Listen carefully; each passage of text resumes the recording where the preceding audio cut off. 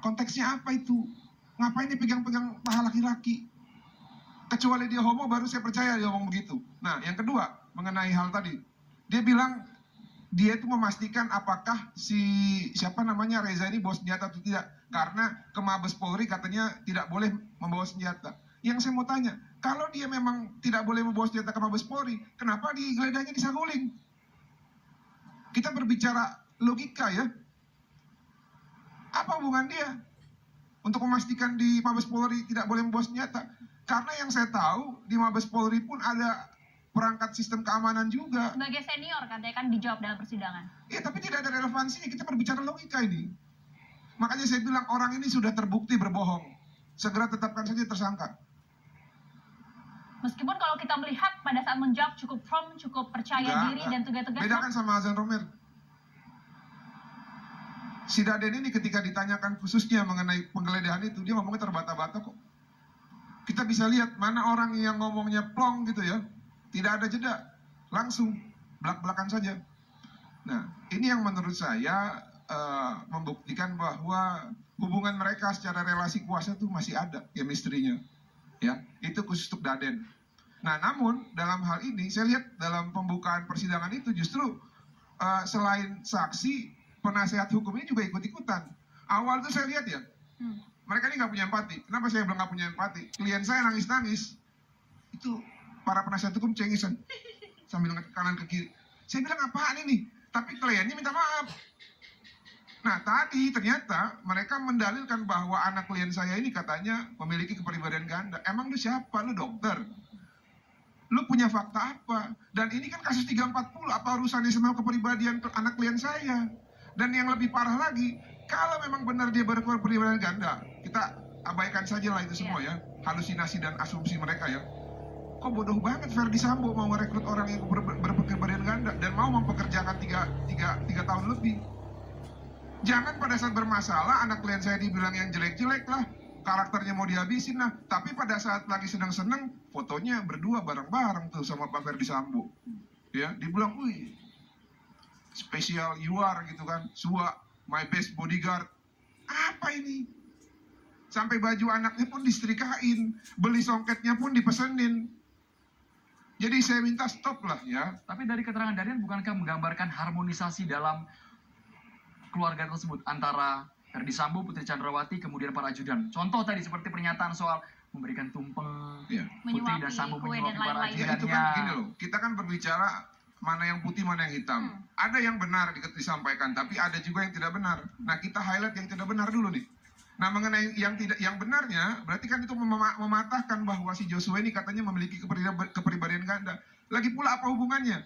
Taruh dia berkepribadian ganda, apakah emang dia punya hak secara hukum untuk membunuh orang yang berkepribadian ganda?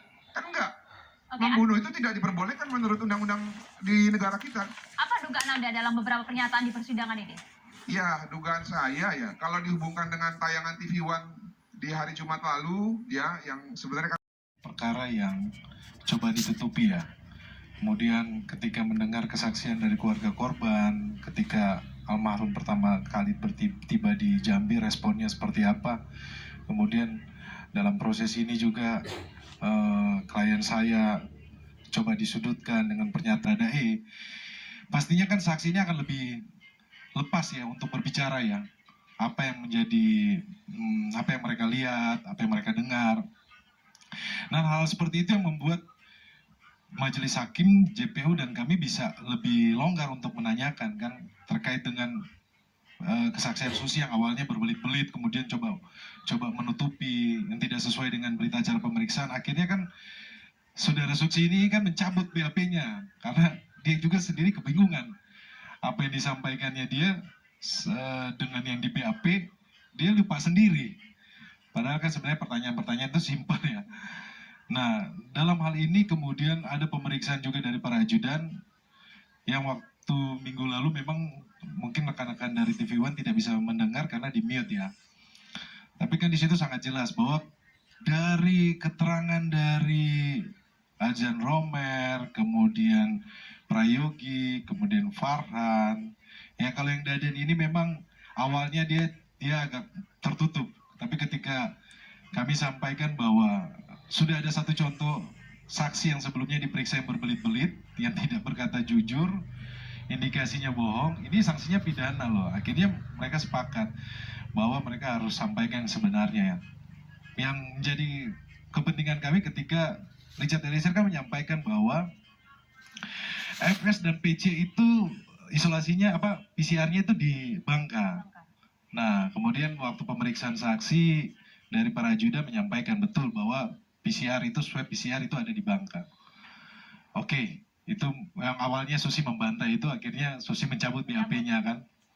Kemudian kemarin yang persidangan terkait dengan saksi yang dihadirkan adalah saksi dari petugas swab ya. Itu juga menyampaikan kan bahwa swab dari saudara FS itu adanya di Bangka. Kemudian ketika hakim menanyakan, kemudian kami juga dari tim penasihat hukum coba menggali terkait dengan kalau orang biasanya kena positif COVID, itu kan biasanya ada swab berapa hari kemudian gitu kan untuk memastikan dia sudah negatif atau belum. Nah kemudian saya menanyakan terkait itu dari petugas swab ini menyampaikan bahwa kebiasaan dari waktu Ferdi Sambo kena COVID positif, dia itu melakukan swab 3 hari kemudian di Bangka. Ini untuk membantah bahwa yang disampaikan bahwa isolasi itu ada di rumah Bangka. Itu yang pertama. Terus kemudian terkait dengan sopir ambulans ya, yang sempat menyampaikan bahwa dia dipanggil oleh anggota Propam, kemudian masuk ke komplek tidak boleh menyalakan sirene, kemudian pas nyampe dia kaget karena ada jenazah kan di situ.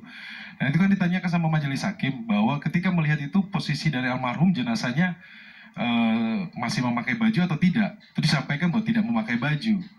Nah kemudian diperlihatkan bahwa di wajahnya almarhum itu memakai masker, sama jaksa penuntut umum menanyakan seperti itu kan. Jadi jaksa penuntut umum menanyakan maskernya posisinya seperti apa, wajar orang memakai masker begini atau ke atas? Lebih ke atas, karena saya lihat juga fotonya. Karena faktanya ketika saya melihat di CCTV bahwa almarhum Joshua ini tidak memakai masker. Jadi artinya apa? Ada yang memakai kan? Waktu almarhum ditembak, kemudian ada yang mencopot bajunya almarhum, kemudian ada yang memakai masker.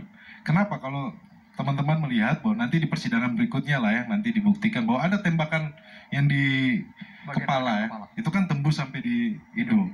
Nah kalau dugaan kami sebagai tim penasihat hukum ini sebenarnya persesuaian bukti nanti kelihatan kan bahwa memang ada tembakan yang di hidung gitu loh. Nah kemudian yang kami tangkap dari keterangan dari supir ambulans menyampaikan bahwa nyampainya jam 7.14, pada penembakannya sekitar jam 5.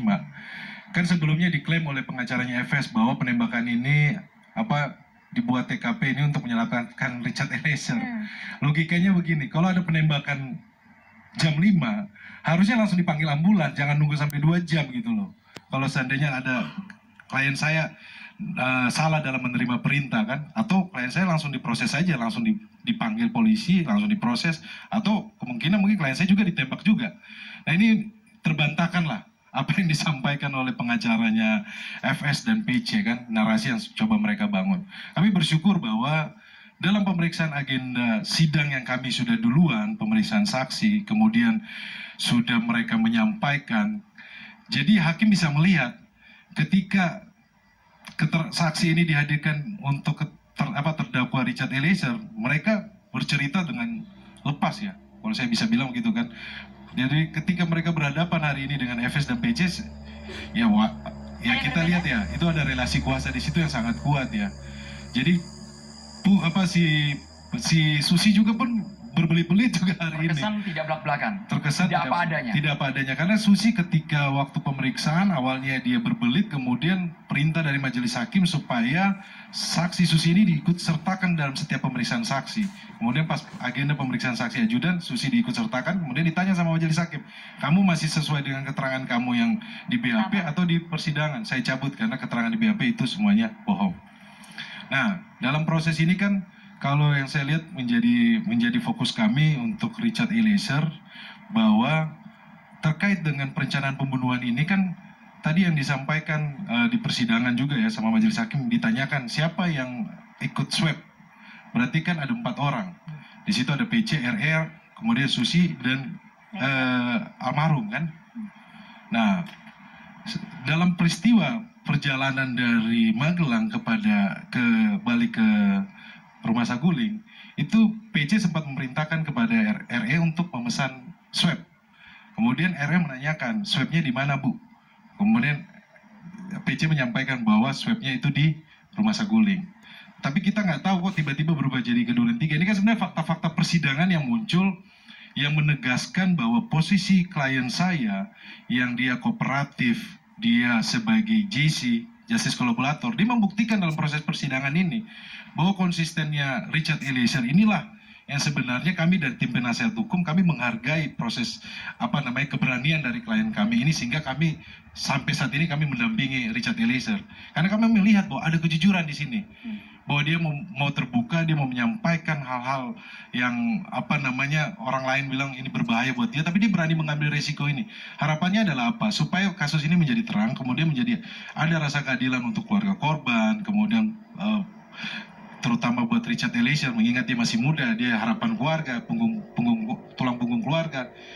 Jadi dalam proses persidangan berikutnya, Mbak Maria, kami akan fokus kepada pembuktian ya, bahwa persesuaian saksi dengan alat bukti yang lain sebenarnya ini sudah terbuka ya, bahwa salah kalau disampaikan bahwa Richard Eliezer ini sendirian, satu saksi bukan saksi. Itu kemarin kan sempat digaung-gaungkan kan. Jadi saya juga sempat dulu sampaikan di catatan demokrasi, ini terkait dengan kualitas saksi loh. Kualitas saksi mana yang perlu kita percayai dalam proses ini? Kalau Richard Eliezer dia sudah tidak ada beban, bahwa dia sudah mengakui perbuatannya, dia jujur, waktu asesmen dari LPSK dengan syarat yang ketat, dia diterima oleh lembaga LPSK, ini lembaga negara. Tapi yang menarik Bang Roni, ketika LPSK juga mendesak bahwa kalau bisa dipisah antara Richard Eliezer, karena kan sempat disandingkan ya Pak Edwin, antara Richard Eliezer, kemudian terdakwa lainnya Kuat Ma'ruf dan juga Ricky Rizal. Pertimbangan LPSK apa itu sebenarnya Pak Edwin? Kirim surat kepada majelis hakim. Iya, memang secara umum ya, bahwa konsep justice collaborator ini di dunia ini masih baru. Gitu. Itu kalau kita berujuk pada PBB, itu baru tahun 2000 ada konvensi anti kejahatan terorganisir. Nah, itu yang baru merumuskan tentang justice collaborator. Ya, diikuti kemudian konvensi anti korupsi tahun 2003. Ya. Yang di situ sebenarnya soal justice collaborator ini bukan hanya pengurangan hukuman.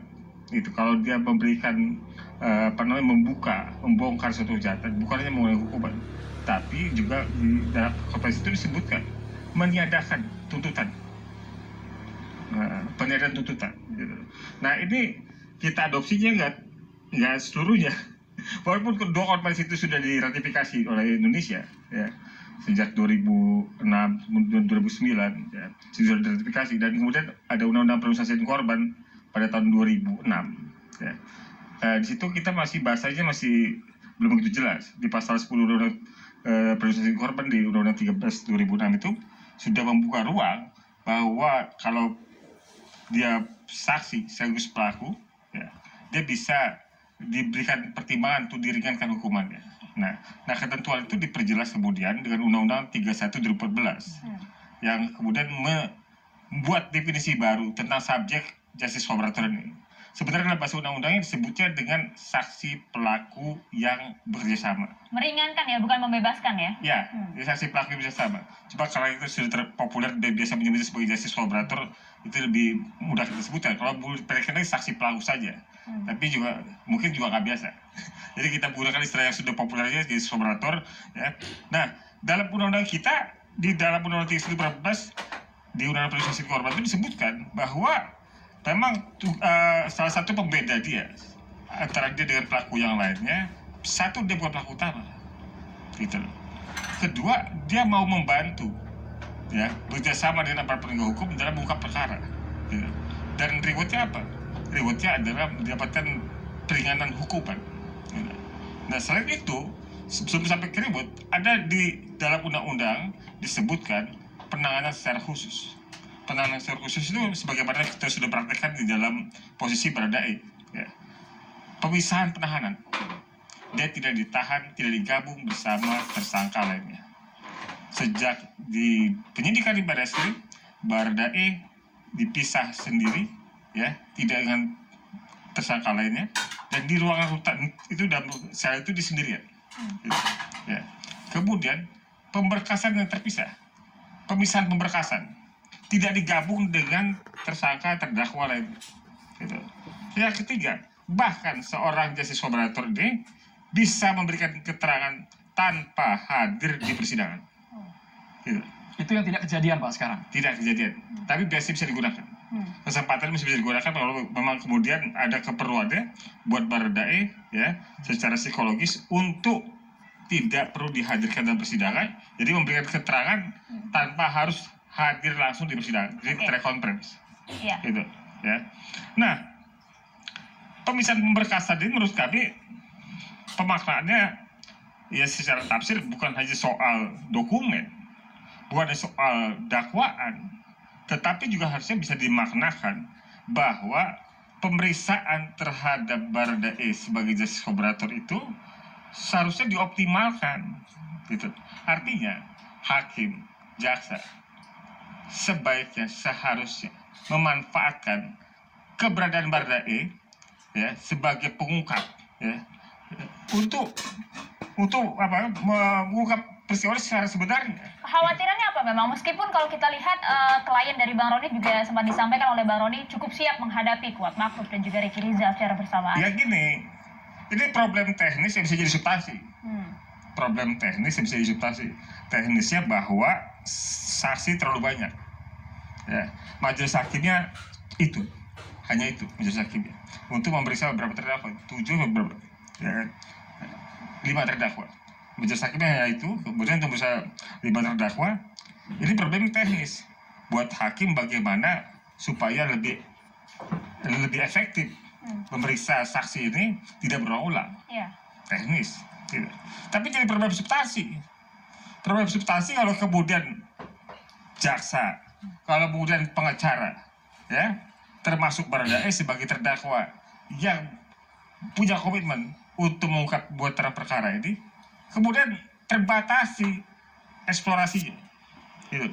Padahal yang diuntungkan dari eksplorasi pengacara, jaksa adalah hakim, karena hakim kemudian mempunyai bahan yang cukup untuk mempertimbangkan keputusan yang benar ya, gitu loh.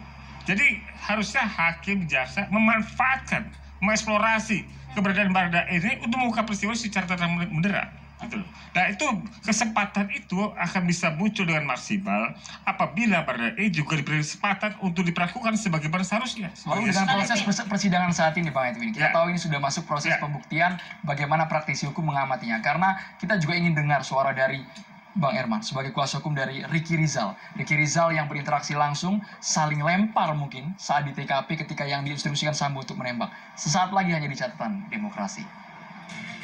Nomor dari Joshua ini meninggalkan grup pada hari apa itu Bang? Hari ini pagi hari.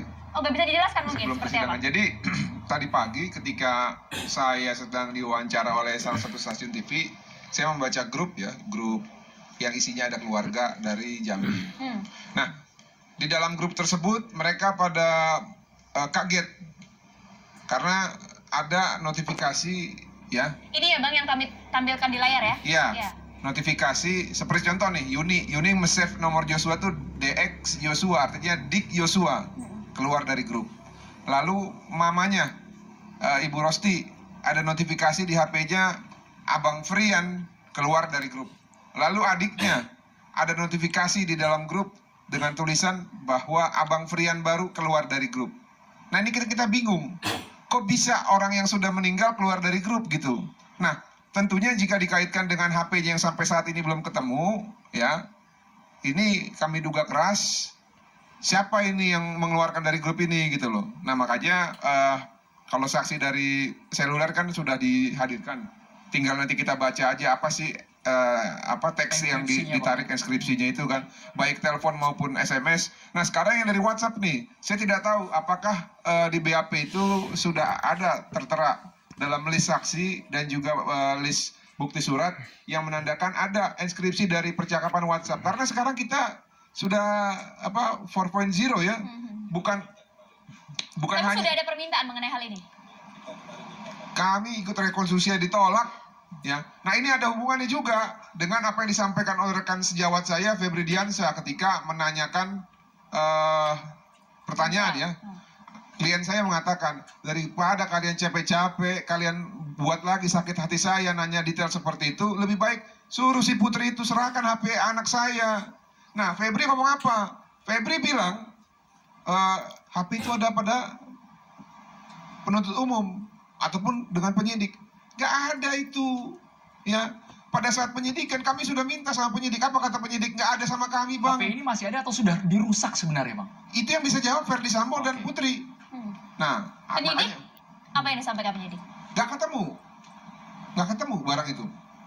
Nah, katanya justru kata penyidik bersurat saja sama Pak Kabar Reskrim. Itu yang disampaikan oleh penyidik kepada abang kita Bang Kamarudin. Nah, makanya stop lah ya Febri ya, saya pikir ya. Anda kan awal ngomong Anda kan objektif, tidak menyalahkan yang benar dan membenarkan yang salah. Anda tuh juga nggak tahu urusan kok. Anda masuknya kapan sih? Anda kan masuknya di tengah jalan gitu ya. Ya makanya jangan langsung seperti petasan cabai gitu loh, langsung nyamber aja. Nah makanya cermati apa yang dikatakan klien saya dan juga temuan hari ini. Coba Anda nasihatilah klien Anda ya, kalau memang masih disimpan dan belum dimusnahkan ya kembalikan. Atau enggak nanti surat kuasa kita yang ketiga itu yang kita lakukan lagi gitu.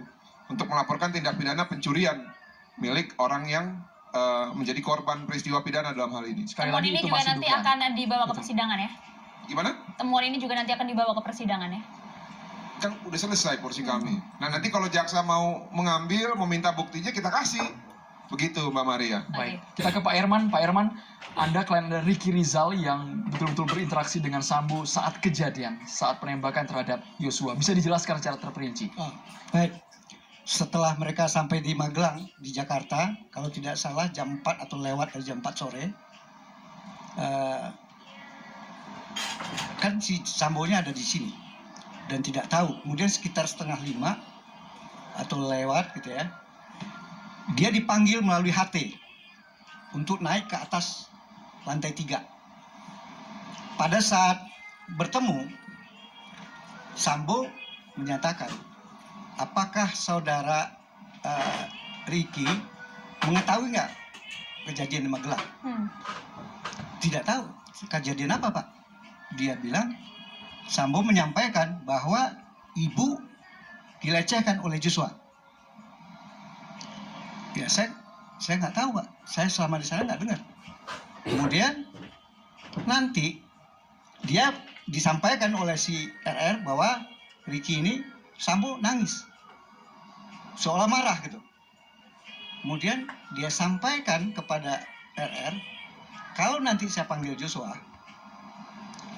kalau saya tanya melawan, terus kamu berani tembak? Dia jawab bahasa sederhananya, bahasa awamnya dia bilang, saya nggak berani Pak, saya nggak kuat mental. Kata si Ong, kalau kita lihat sebenarnya yang diucapkan sebenarnya di batinnya, ini suatu perintah yang tidak benar, tentu. Tapi kan nggak mungkin dia apalah bribka dengan jenderal kan, dan bekerja sama Sambo. Itu ucapannya secara halus. Saya nggak kuat mental. Kemudian, oke, diam, Seno. Kalau begitu, coba ke bawah. Di bawah ketemu Eliezer dan situ ada Joshua, ada Romer, ada Yudan yang lain, ada juga mungkin Kuat. Tentu tidak mungkin dia akan menyampaikan kepada Eliezer atau didengar oleh Eliezer, kamu dipanggil. Tadi saya disuruh untuk menembak, misalnya. Kan nggak mungkin. Gimana? Kenapa tidak mungkin, Bang? Batinnya aja sudah tidak. Pasti gini, kalau itu disampaikan, dia akan berpikir bisa juga Eliezer yang nggak mau atau bicara yang lain. Akhirnya mereka bubar atau pergi. Jadi ukuran mentalnya tidak kuat, sehingga akhirnya itu dia nggak disampaikan. Kemudian Eliezer naik ke atas. Eliezer naik ke atas, nggak tahu juga berapa menit ya. Pada sekitar mungkin 20 menit atau 15, nggak tahu, nggak ingat juga saya. Pada saat itu naiklah, langsung naik kan si Baradae. Tidak tahu si ini tetap di bawah, dia nggak ngomong juga, membatin aja. Nah itu yang nggak tahu kejadiannya. Setelah itu kira-kira berapa menit lagi, Ibu PC turun di mobil di garasi memberikan sinyal, ayo kita naik mobil mau ke isolasi, dia bilang begitu kan. Oleh karena itu, ya memang yang bawa mobil dari Magelang si RR. Nah, kenapa dia membawa mobil? Sebenarnya itu bukan tugas dia. Dia cukup satu mobil dicat, Joshua ada yang lain berangkat, cukup satu mobil. Tapi dia bilang oleh PC, saya kan sakit, tolong ikut juga ngantar ke Jakarta. Jadi dia tidak tahu ada rencana atau apa-apa. Kita tahu itu kejadian yang permintaan itu. Nah, jadi oleh karena itu setelah itu PC mengajak ke rumah Duren 3, ya dia bawa mobil, naiklah PC naik, Joshua naik, Ricky naik, Kuat naik, Susi yang tidak, karena Susi ibu rumah tangga, asisten rumah tangga. Setelah sampai sana dia parkir, masuklah si Kuat duluan kan, mungkin Richard, kemudian dia parkir di garasi, Joshua di taman. Nggak berapa lama juga, hitungan menit juga, mungkin 10 menit. Kuat datang memanggil Om, dia panggil Om, padahal si Ricky lebih muda. Kuat dulu. Om Ricky dipanggil dengan Joshua. Oh gitu ya? Ya udah, dia lah bertiga. Akhirnya yang maju duluan nih, sampai masuk pintu itu si Joshua katanya. Si Kuat di tengah, si Ricky agak terbelakang. Belakangnya kenapa? Mereka untuk masuk ke rumah dinas itu harus buka sendal, harus buka sepatu. Nah, kebetulan Ricky kena bawa mobil dari luar kota, dia pakai sepatu agak sedikit beda lah gitu. Nah, sehingga akhirnya kemudian juga mungkin perlu saya supaya nggak terlewatkan menyangkut PCR. Ya, ini yang kemarin juga sempat dibahas juga di persidangan. Kan ada juga saksi gitu, yang ada berhubungan gitu. Menyangkut PCR. Karena Ricky dan Kuat ini memang tugasnya si Ricky ini menjaga anak. Jadi tugas ajudannya itu bukan ajudan dampingin Sambo kemana-mana sebagai petugas. Dia tugas ada institusi ya, bukan tugas institusi. Menjaga anaknya yang sekolah di Magelang. Kehidupan pribadi juga. Apa? Kehidupan pribadi juga bercampur baur tugasnya, antara tugas institusi kemudian tugas dari instruksi Ya, personal. tapi pada saat itu 6 bulan terakhir dia tugasnya itu Menjaga anak di Magelang. menjaga anak 2 sekolah, satu kelas 3, satu kelas 1. Mengapa kemudian tidak ikut PCR? Kenapa? Gitu. Karena kan dia diajak itu hanya mengantar. Mereka akan kembali kan Jakarta, Magelang Jakarta kan cuma 6 jam. Istirahat 2 jam dia kembali. Kalau dia tidak nginap di Jakarta, memang kebiasaan itu nggak perlu PCR. Tetapi kalau yang sebelumnya pernah memang nginap, harus PCR. Cuma masalah tadi mungkin ada fakta juga kemarin, ada yang selama ini Sambo kalau melakukan PCR-nya kan di Bangka. Itu fakta itu kita tanya ya, memang tidak tahu. Saya tanya juga kalau saya sih selama ini jarang ke Bangka, atau saya sekali ya, tapi kan yang saya tahu yang saat ini aja gitu, yang kata si Eno. Kemudian saya tanya saksinya, saksi katanya 5 kali, RR ini pernah 5 kali. Coba saudara ingat yang terakhir sebelum hari tanggal 8 kapan? Dia juga nggak ingat gitu. Jadi kalau itu suatu fakta aja, cuma tanggal 8 itu mereka menyampaikan, kan mereka tidak tahu. Mereka dibilang mau ke Bang. Ya, tapi begini Bang, yang menarik sebenarnya ada jeda waktu ya pada saat Ricky Rizal menolak perintah dari Sambo, kemudian turun ke bawah memanggil Baradae. Sebenarnya posisi ini kan kemudian adalah titik balik dari Ricky Rizal untuk bisa menyelamatkan Baradae, Bang Roni. Sebenarnya Mbak Marik, kita kan sayangkan harusnya kan Ricky Rizal itu kasih tahu ke Baradae bahwa ada perintah tembak. Kan kalau di sini kan sudah